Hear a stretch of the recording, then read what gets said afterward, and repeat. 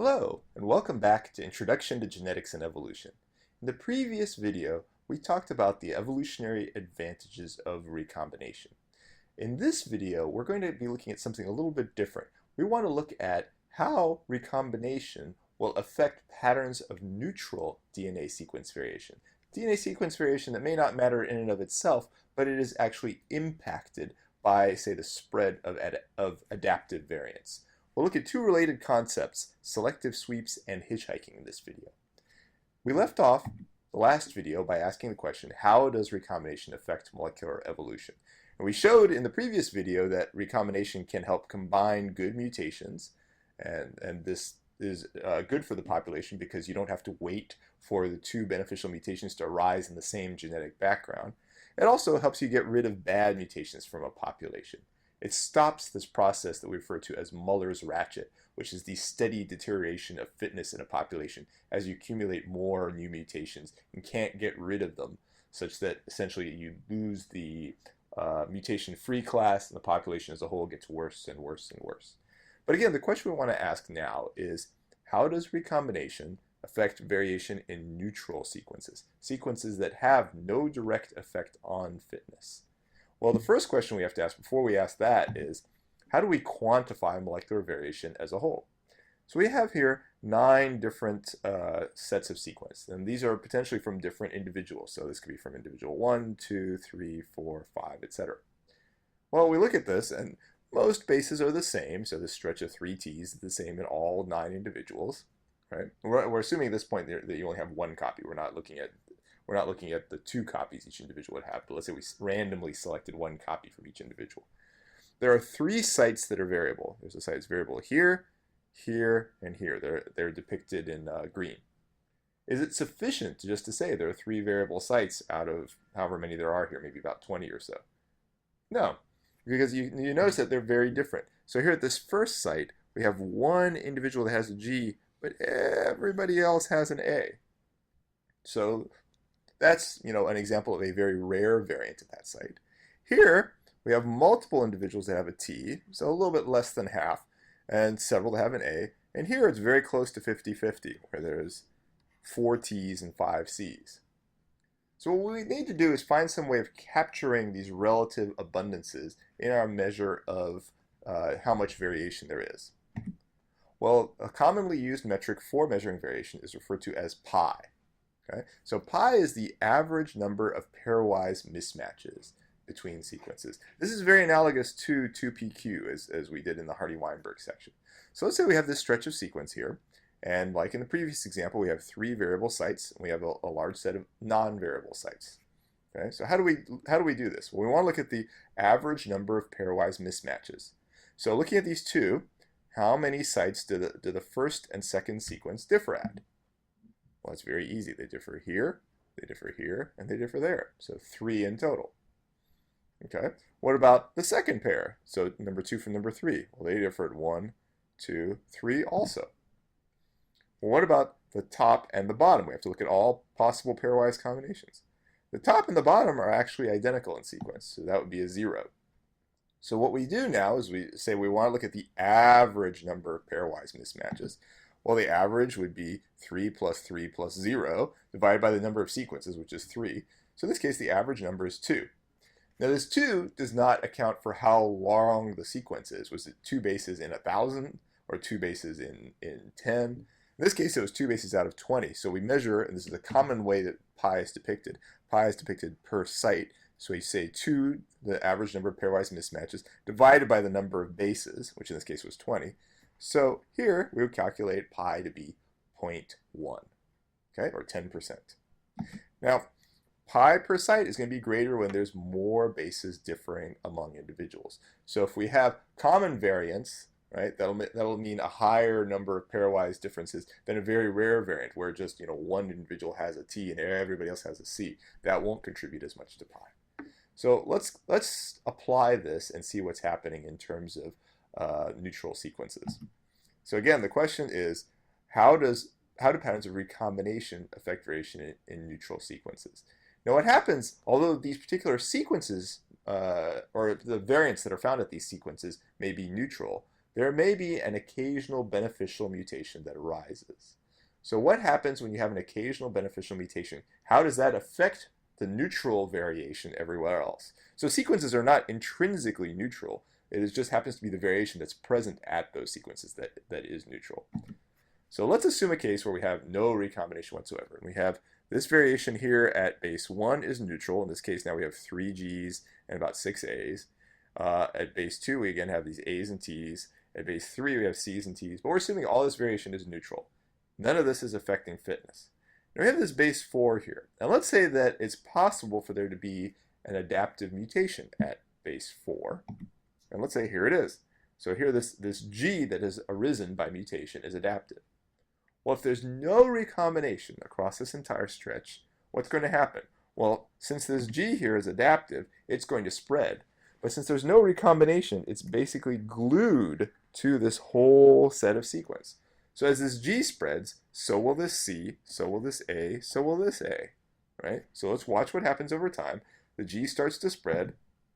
So G now is across half the population. You notice we've erased all the variation in that half of the population, those other 3 bases. As G spreads completely, we've lost all variation, not just at the adaptive site, but at these 3 sites that previously had neutral variation.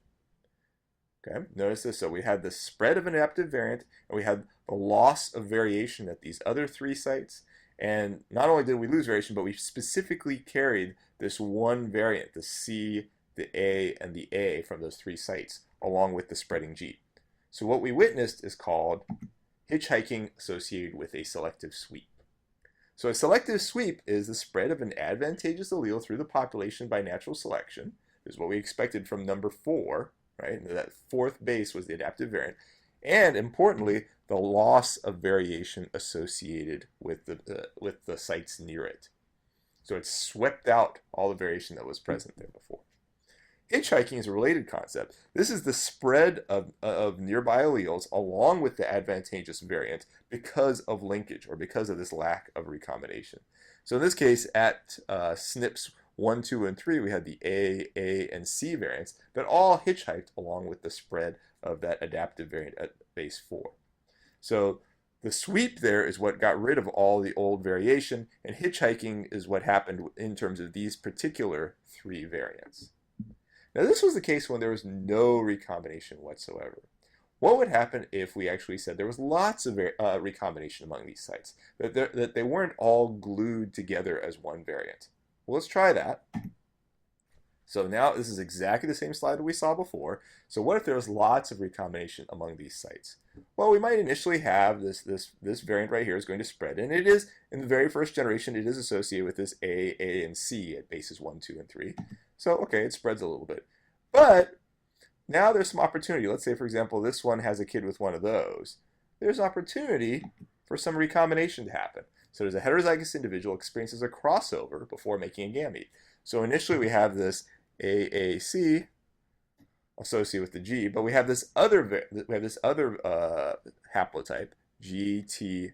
And what might happen is we might have a crossover just like that, which essentially puts this G and C next to a T and G over there, producing this new gamete.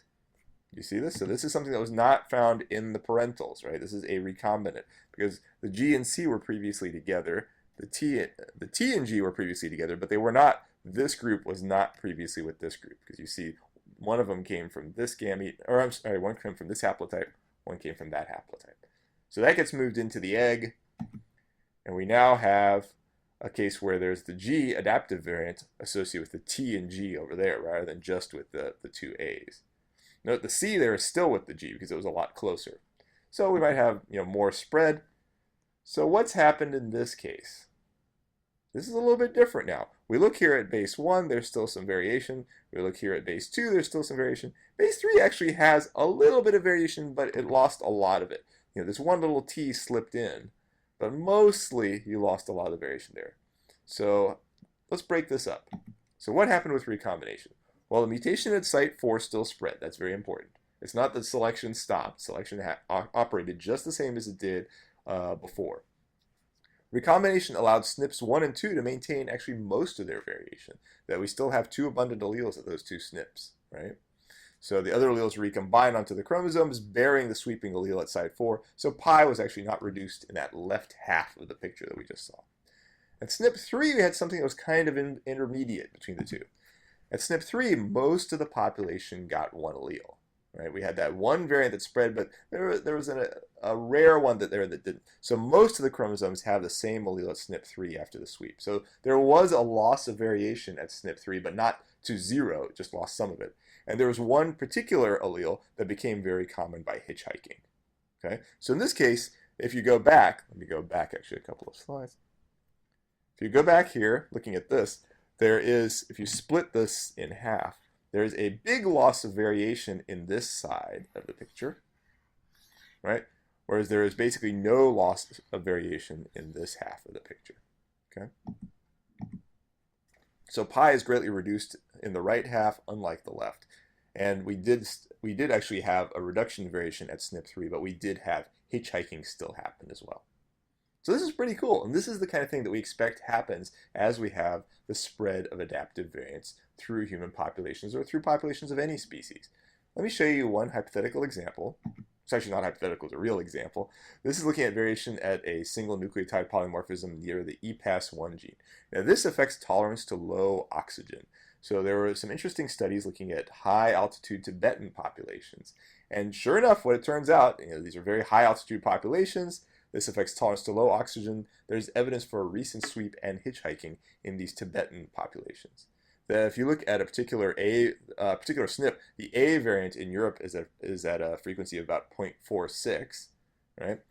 Now there was a mutation to tolerance for low oxygen that arose in China. It arose on a chromosome that had this A allele. So in these Tibetan populations, we now see the A SNP frequency is 0.89. So this A SNP hitchhiked along with the adaptive variant at EPAS1. And it's beneficial to have this new variant. So this is something that's often used as a signature of natural selection. Now let me recap 3 principles here. First, adaptive alleles can sweep. That means that they spread through the population and they eliminate some variation nearby them. The second is that SNP or marker alleles, SNPs are markers, that are near the adaptive allele. By near, I mean that they don't recombine away from it. I'm not necessarily referring to physical distance, I'm more referring to recombinational distance. So basically, if they have 0 or low recombination from the adaptive allele, they will tend to hitchhike, and pi will typically be reduced at those SNPs or in those areas. In contrast, SNPs or marker alleles that are far from an adaptive allele, so in other words that there's a lot of recombination between them and the adaptive allele, they do not hitchhike and pi is not typically reduced. You do not see the evidence of a sweep in those cases. So this is pretty cool, and there's actually exercises to demonstrate this if any of you are interested. This is actually one developed by my laboratory. This is something where you can essentially put this together in your lab. There's a paper on it in the journal Evolution, Education, and Outreach by Heil et al. Heil is a PhD student of mine. Essentially, you start this population with a bunch of white-eyed fruit flies. These white-eyed fruit flies are healthy. They're okay. They're doing fine. You introduce a red eye allele. That's actually the wild-type allele.